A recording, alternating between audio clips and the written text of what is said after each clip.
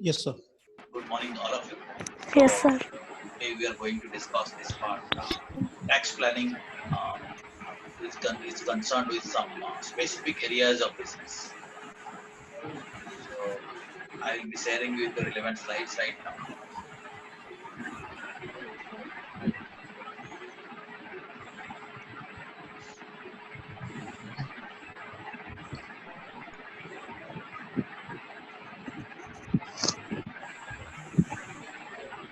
Are you able to see these slides? Yes, sir. Yes, Sure. sir. Tax planning in various business situations, some specific situations are there. Okay, and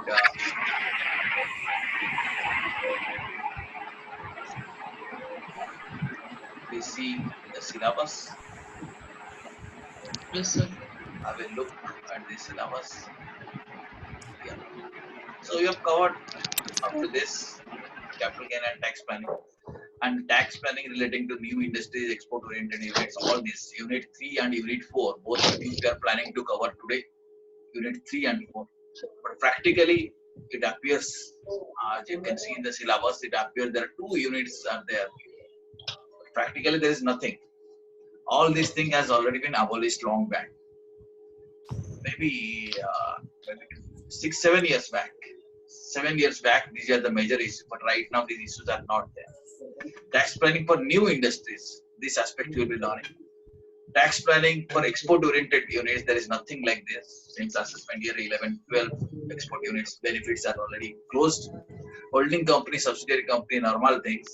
So, in fact, this area you can say it appears to be a very big area, but practically there is nothing. In one class, we will be able to cover both the things. Okay. Then tomorrow we will be covering this last part, administration, income tax authorities, etc. That will be tomorrow. We'll be winding up with that thing. So first coming to this part, tax planning for new industries. Okay, this is relevant for us, even if uh, may not be, even if you don't feel it is relevant for your examination, then also fine. But in real life, this is very important. Various kinds of new businesses we are talking about nowadays, Startup India, Stand Up India, like this kind of thing. Okay, and always government is encouraging to enter into new kind of business with some new ideas. So is there any tax benefit to this kind of businesses? That is what we need to learn. So first we'll see what is the eligibility of Jayashekar थोड़ा IQ Jayashekar बस पढ़ Stand Up India scheme. You know what is Stand Up India scheme? We'll be briefly learning this. And there are some tax benefits available for those organizations which are registered under Stand Up India or Stand Up India scheme. First of all, if you want, if you want to claim benefit under this provisions, that means you have to treat it as a new business and you have to treat it as a startup India. Then you have to keep in mind these conditions. When you talk about the new business, you have to understand that it must be incorporated or registered for less than 7 years. अगर 7 साल से पुराना कोई company है तो वो startup India नहीं है, स्टार्टअप कंपनी नहीं है. And if it is in the biotechnology startup, then it should not be older than 10 years. So only in a normal company, so only 7 years old company can be considered as a new company. Otherwise, they are not any. Then next condition is that to avail the tax benefits, we have to see that the turnover is not exceeding 25 crore. You know what is turnover? Turnover means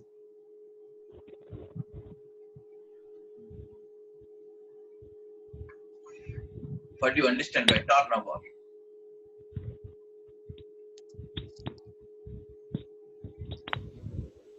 Who can say? Turnover not exceeding 25 crores. Then only we can consider it as a startup India which is eligible for tax benefit. Yeah, please say. Meaning of turnover. So capital owned by a company. No, that is capital. That is not turnover. No. Who else can tell? Many cases we have seen. So turnover means the total bank balance. Bank balance. No, that is also not the right answer. The total sales. Total sales. Total sales or gross receipt. Right? Suppose it is a business, then it is sale, but suppose it is a profession, it's a gross receipt. So you have to see that the turnover is not exceeding 20%. Okay, I request whenever you are finding there is a background noise, please mute your speakers. If there is no background noise, then no issue. You can keep your speaker on, but in case you feel there is some background noise, then please mute your speaker so that others will not get disturbed. Okay, so turnover, will understand turnover means 25. So if a business is having less than 25 crore turnover and it is up to 7 years old, then we'll consider that as a new business which is eligible to some tax benefits. And again, it should aim to work towards innovation, development of some kind of new product, new process, some new service. Then only you can call it as a startup India. The scheme of startup India is that government is encouraging if you are having some new idea, then come up with that idea. Anything new, come up for a new business. Then you will be eligible to be registered under startup India. And it should not be formed by splitting off or reconstruction of a business already existing. So I told you it should be a new business, but it should not happen then you are already having a business and you splitted it. मतलब एक business था आपको दो business बना दिया, we are saying this is a new business. So that in that case that will not be considered as a new business. That is not fit for startup. Or reconstruction of the business. Reconstruction means amalgamation, absorption, merger, etc. By merging two companies or amalgamating one company with another company, you should not call it as a new business. It must obtain a certification from the interministerial board. What is that interministerial board? The website is created, and you can register yourself. Any business can register yourself in the Startup India scheme, and that certificate is written. And it should be a company which is a private limited company or a registered partnership firm. You know, partnership firm may be registered, may not be registered. But if you want to avail the schemes, avail the benefits of income tax, then it should be registered partnership. Or it should be LLP, that is limited liability partnership. These conditions have to be met in order to get benefit as a new business.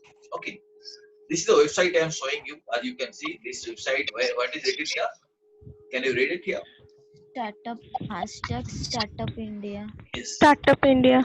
It's a Startup India, Government of India's website. So if somebody wants or any business wants to get itself registered and to obtain certificate, you see, you can click here, register. So one can register. So you should also know that how to get a business registered under Startup India scheme. Then some data will be asked for. You can fill up that data. Some documents will be asked for. You can upload those documents in PDF format. The Startup India certificate will be received. Okay, that is a simple process. Now, what is the benefit of this kind of new business? Benefit is that if it is a startup which is incorporated after April 1, 2016, that means really new, very recently it has been incorporated. April 1, 2016. Then he is eligible, or the startup is eligible for 100% tax rebate. मतलब उसको कोई tax देना नहीं पड़ेगा. For how many years? For 3 years. In a block of 7 years. Okay, you take it with 7 years from the date of incorporation. Any 3 years you will choose where profit is maximum. In 3 years, your tax liability is zero tax year. So that is a big benefit for Startup India. Normally a new company should avail that benefit, but the last part of this 7 years. क्योंकि last part में ज़्यादा profit होगा, शुरू में तो profit कम हो सकता है, loss हो सकता है. So maybe towards the last part one can avail. But here again condition is that annual turnover should not exceed 25 crore. If turnover is not exceeding 25 crore, then he should avail. Okay, he can avail this benefit. Understood Yes, this? Understood this benefit? Yes, sir. That means Yes, sir. complete tax exemption for 3 years in a block of initial 7 years. Within 7 years. And the company should have been registered after April 1, 2016 and turnover should be less than 25 crore. So this is a big help and this will help the startups to get their working capital. Okay, so they can manage with this additional working capital. That's a good scheme. Then one more benefit for this new business is provided under section 54EE. Okay, what is that scheme? This scheme is that if there is some long-term capital gain, last class we were discussing about what is a long-term capital gain. If a new business or a startup business is having a long-term capital gain, then he has to pay tax, long-term capital gain tax. But this long-term capital Yes, sir. gain can be exempted if he has invested in a fund which is notified by the central government within 6 months of the date of transfer of the asset. Let us say a startup business or a new business is selling a machine and there is a capital gain. The capital gain should be, if the long-term capital gain, then capital gain should be liable to tax. But if that amount of capital gain can be invested in a fund which is notified by central government, and that too within 6 months, that means जब उसने transfer किया, जब cell किया, उसके 6 महीने के अंदर उसको अगर कहीं इन्वेस्ट किया, then what will happen? Tax will be exempt. Long-term capital gain will be exempt. First is basic exemption. General income tax will be exempt for 3 years in a block of 7 years. Then long-term capital gain can be also be exempted, but the new company has to invest the money in the notified scheme. But this under this, that means under this section 54EE, the maximum amount of exemption will be 50 lakh. 50 lakh तक आपका long-term capital gain भी exempt हो सकता है. And I told you to avail that exemption, you have to keep that money invested in a fund which is notified by central government. And the one more condition is that once you have invested, the new company should not be withdrawing that fund within a period of 3 years. मतलब आपका long term capital gain हुआ, आप एक scheme में deposit करें, पर 3 साल तक उसको विड्रॉ नहीं करेंगे. अगर विड्रॉ कर लिया, जिस साल विड्रॉ किया उसी साल आपको long term capital gain tax देना पड़ेगा. ठीक है. अगर 3 साल आपका पार हो गया, पूरा 3 साल आप इन्वेस्ट करके रखा, then you withdraw, long term capital gain is exempt. Have you understood this concept? New business के लिए क्या benefit? Did you Yes, understand? sir. Yes, sir. Sir. Yes, sir. Yes, sir. दो एग्जाम्पशन आपको बोला new business के लिए. One is normal exemption, अगर आप न्यू कंपनी रजिस्ट्रेशन करेंगे तो 3 साल तक आपका टैक्स एग्जेम्पशन हो सकता है. सेकंड इज अगर कुछ कैपिटल गेन हुआ, देन आपको इन्वेस्ट करना पड़ेगा. इन्वेस्ट करने से फिर आपको 50 लाख तक का पूरा एग्जेम्पशन हो सकता है, long term capital gain exemption हो सकता है. बट उसको भी 3 साल तक आपको इन्वेस्ट करके रखना पड़ेगा. ठीक है, right? Yes, sir. Okay. Now, there is one more issue, one more benefit for the new business company. New business means you have to register under startup scheme. For normal new business, there is no tax benefit. Acha. In case of startup, what happens? The startup calls for capital. Startup company चाहते हैं और new business चाहते हैं कि somebody should give him capital because normally they have shortage of funds. They want capital. कैसे capital देंगे? वो equity issue करते हैं. People come invest money in those companies, right? और नॉर्मली जो इन्वेस्ट करते हैं वो जो कंपनी का जो फेयर मार्केट वैल्यू है उसके ज्यादा में इन्वेस्ट करते हैं. फेयर मार्केट वैल्यू आपको पता है क्या है? तो नॉर्मली एक कंपनी का इक्विटी शेयर का वैल्यूएशन जितनी होना चाहिए. ठीक है. सपोज कल आप एक बिजनेस करोगे, आप कैपिटल कहाँ से लाओगे? आप बोलोगे आई वांट एन इन्वेस्टर जो मेरे को इन्वेस्ट करे. ठीक है. और उसको आप क्या दोगे? आपका पास तो कुछ है ही नहीं देने के लिए, क्योंकि अभी तो बिजनेस शुरू नहीं हुआ, न्यू बिजनेस. तो आप बोलोगे देखो आप इन्वेस्ट करो, मैं बिजनेस करूंगा आपका पैसा लेके, फ्यूचर में जब इक्विटी का वैल्यू बढ़ेगा तो मैं आपको वापस कर दूंगा. तब तक मैं कुछ नहीं दे पाऊंगा because it's not a loan, you are an investor, you are an equity share holder. तो तब तक के लिए आप इन्वेस्ट करो. ठीक है. तो आप उसको ये बोल सकते हैं देखिए मेरा शेयर का जो फेस वैल्यू है 10 रुपए है, लेकिन आप मेरे को 50 रुपए के हिसाब से इन्वेस्ट कीजिए. मतलब 50 रुपए देंगे तो मैं आपको एक शेयर दूंगा. तो आप देखिए अगर मेरे को 5 लाख रुपए देंगे अकॉर्डिंगली मैं उतनी नंबर ऑफ शेयर्स. और फ्यूचर में जब मेरा बिजनेस बढ़ेगा तो शेयर का वैल्यू और 50 रुपए नहीं रहेगा, शेयर का वैल्यू 200 रुपया हो जाएगा. और आप उसको प्रोजेक्शन दिखाएंगे, देखिए शेयर का वैल्यू ऐसे बढ़ता जाएगा. तब आप विड्रॉ कर लीजिए, आप 200 रुपए के हिसाब से देंगे. मतलब अभी आप शेयर खरीदिए 50 रुपए में, फ्यूचर में मैं आपको बेचूंगा, सॉरी आप फिर शेयर बेच देंगे मेरे को 200 रुपए. समझ रहे हैं ना? ऐसे नॉर्मली होता है न्यू बिजनेस में, ऐसा ही होता है. जो इन्वेस्टर को बुला जाता है उसको ऐसे प्रपोजल दिया जाता है. Are you getting? आपको समझ में आ रहा है चीज? Yes, sir. कोई भी वेंचर कैपिटलिस्ट, कोई भी इन्वेस्टर ऐसे ही स्कीम में इन्वेस्ट. तो उसमें क्या होता है नॉर्मली, अगर ऐसा सिचुएशन हुआ, सपोज आपका कंपनी का फेयर वैल्यू है 10 रुपया, लेकिन आप किसको बेच रहे हो 50 रुपए, तो आपका तो कैपिटल गेन हुआ Yes, sir. नहीं। आप एक इन्वेस्टर को बोल रहे हो देखो भाई आप 50 रुपए में इन्वेस्ट करो, तो आपका तो कैपिटल गेन हुआ, वो टैक्स हो जाना चाहिए नहीं। इन नॉर्मल कंपनी ये टैक्स लगेगा because you are selling something at a price higher than its fair market value. But if it's a new business which is registered under startup scheme, right, then Yeah. this money will be exempted. That means there will not be capital gain tax if for this kind of investment. Are you getting? Yes, sir. समझ में आया? Yes, sir. तो वो is a very useful clause for the new businesses, क्योंकि ये clause अगर नहीं रहेगा तो कोई न्यू बिजनेस में इन्वेस्ट नहीं करेगा, ठीक है। So because of representations given by many startups, many business incubators, so this kind of scheme has come. So in case of new business, if somebody is investing money and he's acquiring shares at a price higher than the fair market value, then for the company definitely there is a profit, but that profit will be exempt from tax. Understood? Yes, sir. Yes, sir. Okay. So that is one more scheme.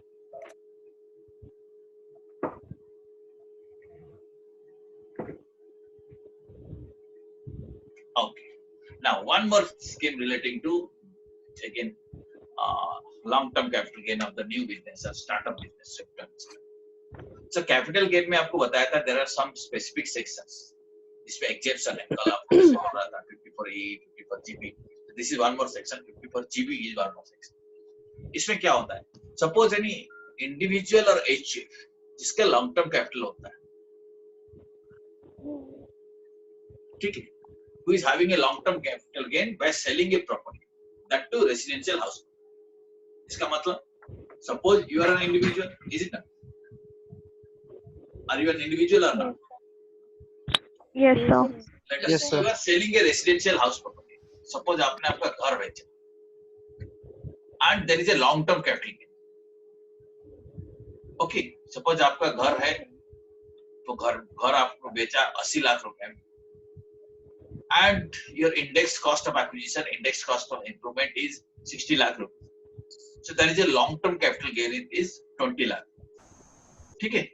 So 20 lakh के ऊपर since it's a long term capital gain आपको 20% tax देना पड़ेगा, 20% और 20 lakh because it's a long term capital gain.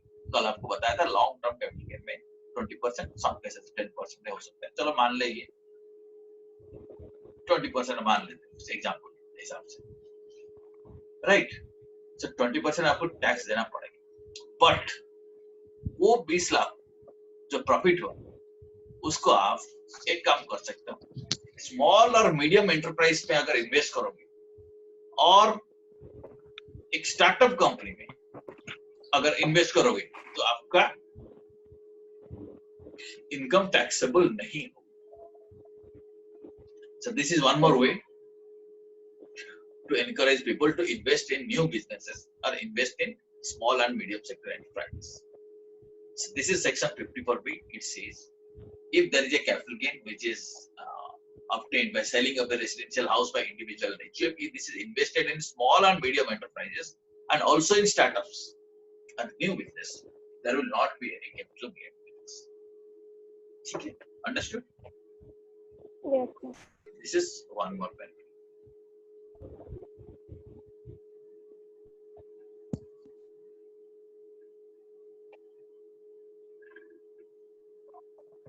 Okay, this is one more thing which is not that relevant, not exactly related to the new business. Achha, that's all. So we have seen what are the tax benefits regarding the startup. Now coming to export-oriented units. So many times we call it as the 100% export-oriented units or 100% EOU. 100% EOU क्या होता है? Long back there are some export-oriented zones, like special economic zones, where these export-oriented units are formed. इसमें whatever you do, उसको आप पूरा export करो, लेकिन पूरा एक्सपोर्ट तो प्रैक्टिकली पॉसिबल नहीं, क्योंकि प्रैक्टिकली आप कोई बिजनेस करो उसमें तो स्क्रैप निकलेगा जिसको आप लोकल सेल करेंगे। तो when you talk about 100% EOU, so government normally considers that if you are generating 90% of your revenue from export, then it will be considered as a 100% EOU. Understood? Yes, sir. Yes, sir. What is 100% EOU? That means 100% export oriented unit. But practically it is not possible to export 100%. So if 90% or more of revenue is generated through export, then it will be considered as a 100% EOU. ठीक है? चलो suppose आप देखो, suppose आपने garment factory बनाया as a 100% EOU, आप बोलेंगे नहीं मैं लोकल में बिल्कुल नहीं बेचूंगा, पूरा आप मेरा एक्सपोर्ट करो, ठीक है आप कीजिए, there are were some tax benefit, अभी तो नहीं है आपको बताया, बट आप देख रहे हो इसमें कुछ एक्सपोर्ट रिजेक्शन आता है, कुछ स्क्रैप होता है, उसका आपको लोकली सेल करते हो, तो 100% हो पाएगा क्या? नहीं, कभी नहीं हो पाएगा कि कुछ तो आप लोकल सेल करेंगे। जो एक्सपोर्ट का रिजेक्शन है, आपने सैंपल भेजा था और रिजेक्ट हो गया, ऑर्डर कैंसिल हो गया, ठीक है, और कुछ स्क्रैप निकला, तो आप लोकली सेल करोगे, तो वो local cell content should be maximum 10%, then also it will be called as 100% EOU, right? For this 100% EOUs, there was tax exemption. There was, I'm using the word there was, right now it is not there, it is there in the syllabus, but this concept is not there. Now it is abolished. Just have an idea that this is not relevant, there is no extra benefit for the 100% EOU. Okay, from assessment year 2011-12 onwards, all these exemptions are withdrawn. कुछ भी exemption नहीं है, इसमें कोई tax planning नहीं है, ठीक है, जो आपका syllabus में आप you need to understand that from assessment year 11-12 this has been abolished. Okay, understood that idea? Okay. yes, sir. Next come to holding Yes, company sir. and subsidiary company. Holding company and subsidiary company में भी जो भी tax planning था, 99% of that is withdrawn. इसमें कुछ खास tax planning हो ही नहीं सकता. Only few things I'll be telling, only not few things, only one thing you have to remember. So last class we were learning about the capital asset, capital gains, is it not? We have understood that should be Yes, capital sir. asset, that should be transfer of capital asset. So here you have to understand, if there is a transfer of capital asset between holding company and subsidiary company, or between subsidiary company to holding company, it will not be considered as transfer. क्या holding company क्या subsidiary company है आपको पता है? आपको पता है क्या? नहीं, नहीं, तो holding company you understand is the parent company, subsidiary company is the child company. Meaning when one company controls another company, the company which is controlled is called as subsidiary. parent company. No, which is controlled is called as subsidiary, and the company which is controlling, that is called as parent company. Holding company. That is parent holding company, right? Holding company controls and subsidiary company is controlled.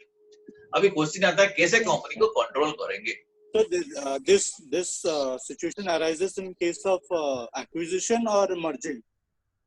नहीं, not necessarily in case of acquisition, in any kind of thing. If that is the situation, you see, any company can buy shares of any other company. By acquiring shares, it can control, not necessarily for the purpose of acquisition. Okay. Okay, if one company is controlling another company, then the company which is controlling will be calling it as holding company, and the company which is controlled will be calling it as subsidiary company. Subsidiary company. ठीक है? Okay, let me again explain you this thing. Acha. Okay, understood what is holding company, subsidiary company. Now question comes, how a company can control? So at these days, normally you can exact definition if you want, or exact understanding if you want, you can learn this thing. You can visit to the website of Ministry of Corporate Affairs, Companies Act आप download कर लीजिएगा, इसमें definition में है holding company क्या है, subsidiary company क्या है. But without knowing that, you have to understand control is possible in two ways. One is by acquisition of shares. आप अगर शेयर खरीद लिया more than 51%, तो आप कंट्रोल कर रहे हो वो कंपनी को. Yes or no? Yes, If one yes, sir.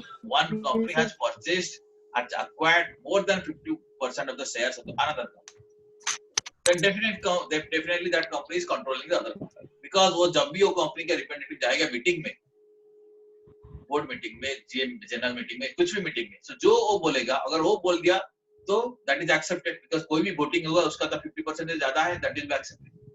Is it not? कोई भी प्रपोजल डिस्कशन हो मीटिंग में, holding company representative is there means he is the decision maker, क्योंकि उसका हाथ 50% से ज्यादा है, ना? अब कुछ भी प्रपोजल दो, Yes, sir. जब भी वोटिंग होगा ही इज अ विनर, तो जो चाहेगा वो करेगा. Okay, so one way of controlling company is that hold more than 50% of equity shares. That is one way. But without that also company can be controlled. How? By controlling the composition of board of directors. Suppose board of directors में 10 member है, 6 member आपका है. You are controlling 6 members. तो board तो जो decision लेगा आप ही member लेंगे ना. Yeah. Yes, sir. Yes, sir.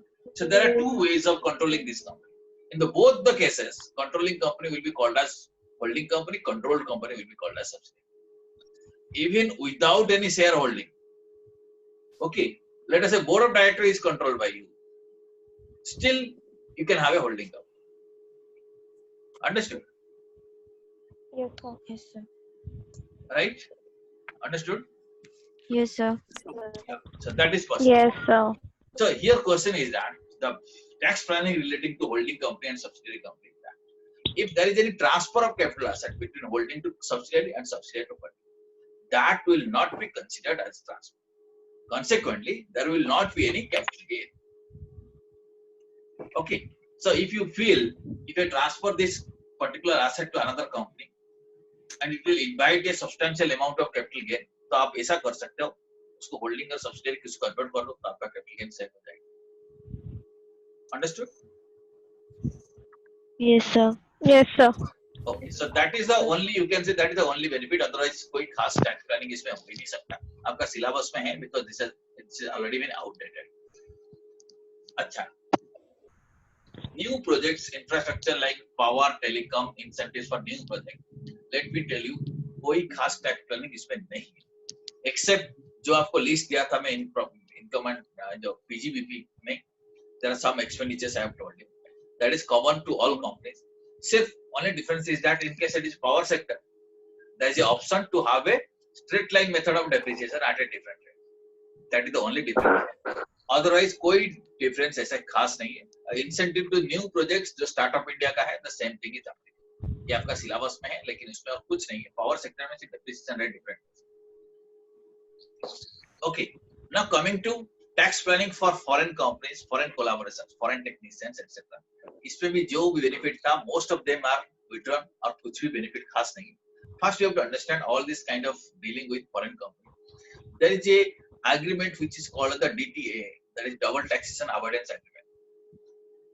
So, if you are having a foreign collaboration, whether a particular item will be taxable in the hands of that company or not, so we have to see what is the Double Taxation Agreement says. Double taxation agreements are available in the income tax department's website. You can refer to them. और कोई खास benefit नहीं. Another thing relating to the foreign collaborations is that transfer pricing mechanism. Transfer pricing mechanism means if you are through this mechanism, there is a possibility that one company can transfer profit to another company. Indian company can transfer profit to its foreign collaborator. कैसे? शायद ये आपको पहले भी बताया था. कोई भी चीज को पर्पसफुली वो ज्यादा प्राइस पे उसको बेचेगा, राइट? प्राइस 10 रुपए लेकिन उसको 50 रुपए में बेचेगा. सो एक कंपनी का प्रॉफिट होगा, दूसरी कंपनी का लॉस होगा. So profit can be transferred in case of foreign collaboration. Profit can be transferred from one country to another. ठीक है? I didn't get it, sir. Okay, transfer pricing part. Sir, double taxation. Double taxation is an agreement. Double taxation is an agreement. उसी हिसाब से क्या होता है? Our country signs agreements with different countries. So बहुत सारे कंट्री के साथ सेपरेट एग्रीमेंट्स हैं. जब भी आप फॉरेन कोलैबोरेशन करते हैं, आप क्वेश्चन आता है ये आइटम कहाँ टैक्सेबल होगा? इंडिया में होगा और यूएस में होगा और सिंगापुर में होगा. सो वो कैसे होगा? वो एग्रीमेंट के हिसाब से होगा. So here we are talking about the products. No, it is not about products. It's the taxability of a particular income. Okay, I got it. Okay, taxability of a particular income. A particular income. Suppose you have a collaboration with Australia company. ठीक है? अब Australian company का doubt है, मैं ये जो profit लूंगा ये कहाँ टैक्स दूंगा? इंडिया में दूंगा, ऑस्ट्रेलिया में दूंगा? वो डाउट होगा. हाँ. तो अब आपको रेफर करना पड़ेगा इंडिया ऑस्ट्रेलिया के बीच में क्या डबल टैक्सेशन अवॉइडेंस एग्रीमेंट क्या कहता है. Okay. Okay, in case of all foreign collaboration you have to refer. ठीक है. Okay. अब ट्रांसफर प्राइसिंग क्या होता है इसमें देखा जाएगा. आप कुछ पर्पसफुली प्रॉफिट ट्रांसफर नहीं कर रहे तो ऑस्ट्रेलिया कैसे आप ट्रांसफर कर सकते हो. सपोज आपका कोई सामान है 100 रुपए का, आप इसको बेचोगे 10 रुपए में जो ऑस्ट्रेलियन का, तो आपका लॉस होगा. हाँ. ऑस्ट्रेलियन कंपनी का प्रॉफिट होगा क्योंकि 100 रुपए का चीज 10 रुपए में उसको मिला. Yeah. ठीक है, उसका ज्यादा प्रॉफिट होगा. सपोज ऑस्ट्रेलिया में आपका टैक्स रेट है 20%, तो आप बोलोगे चलो प्रॉफिट ऑस्ट्रेलिया में होगा 20% टैक्स. इंडिया में टैक्स रेट है 30%, सो आप ये चाहोगे यहाँ प्रॉफिट लेस करोगे वहां ज्यादा करोगे. इज इट ना? Okay. क्योंकि यहाँ प्रॉफिट कम होने से आप 30% दोगे, वहां प्रॉफिट ज्यादा होने से कोई बात नहीं 20% टैक्स. तो इस टाइप का प्रॉफिट ट्रांसफर हो सकता है. That is one kind of tax planning aspect which has to be taken care of in case of all foreign collaboration. ठीक है. Yes, sir. Okay.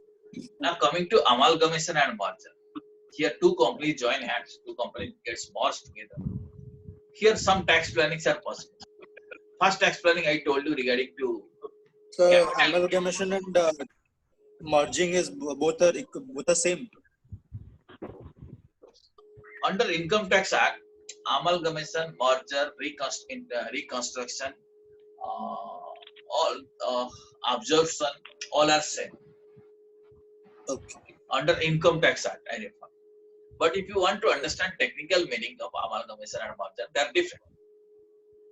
Okay, Yes, sir. Yeah. they are different. Different in the sense.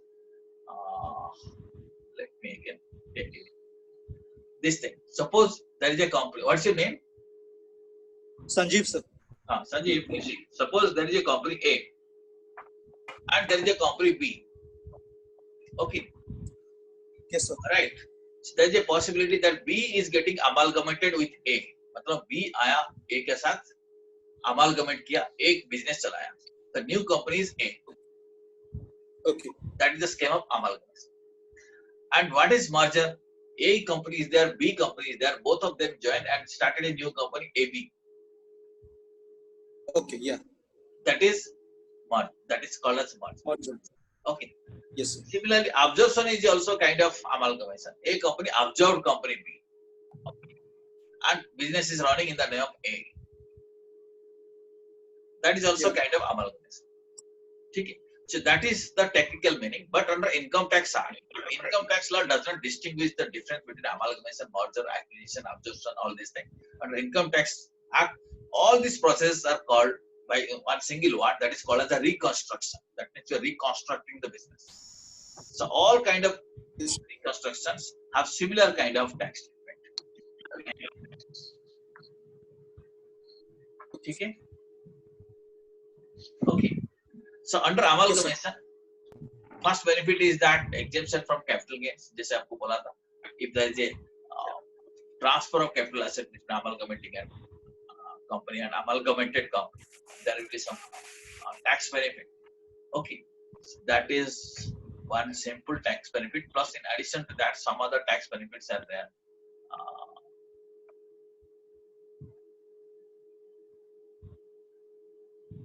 Well, one more tax. First of all, relating to capital gain, there is a tax benefit. Other tax benefit is that if there is a loss in case of one company and it is get amalgamated with another company, that loss also can be carried forward by the new company. Okay, suppose company A is having loss. Are you getting me?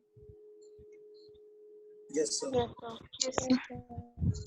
A is having a loss, and loss was supposed to be carried forward.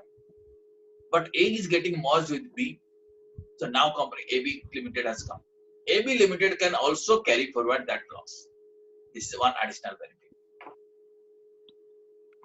Okay. Okay. These are few benefits relating to amalgamation. Plus other benefits are there, so we have already discussed regarding this thing. Amortization of expenditure in case of amalgamation. Right, आपको बताया था शायद ये चीज 35A में 5 साल में आप राइट ऑफ कर सकते हो द प्रीलिमिनरी एक्सपेंसेस का. ठीक है. So OB amalgamation related कोई preliminary expenses है that can be written off in 5 years. ये PGBP chapter में हम discussion किए. Okay. Then some licensing expenditures if specific to the telecom industry that also can be claimed as an expenditure. Not a big, you can say, not a major tax saving plan. So these are the some tax saving plans for this kind of specific business. In addition to that, one more thing we have to remember, one more kind of tax planning is possible, which is not there in syllabus, but I think this is more relevant than others. What is relevant is that the concept of presumptive tax in case of small businesses, instead of calculating or computing tax in detail, there is a possibility that one can pay tax on presumptive basis. Presumptive basis means it will assume that this much amount of tax will be paid. But this concept I will be explaining in our next class. What is presumptive tax? Without any record, without any books of accounts, directly you can consider 8% as sales, 8% of your income, or in some cases 50%, some cases 7,500. This concept we will discuss in our tomorrow's class. Then we'll move to our next chapter, and we are planning to close the session, close the entire course by tomorrow. Okay. So practically this area which I showed you in the syllabus contains nothing. Very less element is there, but it is mentioned in the syllabus. That's why I had to cover that thing. All these things are our list.